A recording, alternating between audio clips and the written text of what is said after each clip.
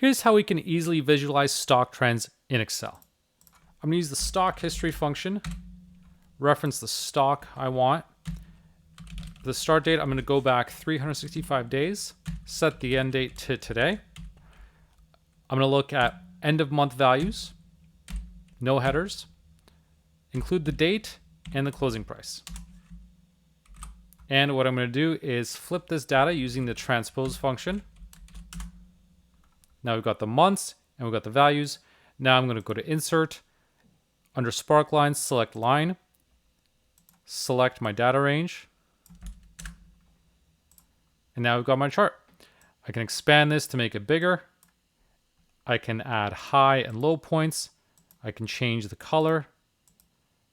I can change the weight so it's easier to see.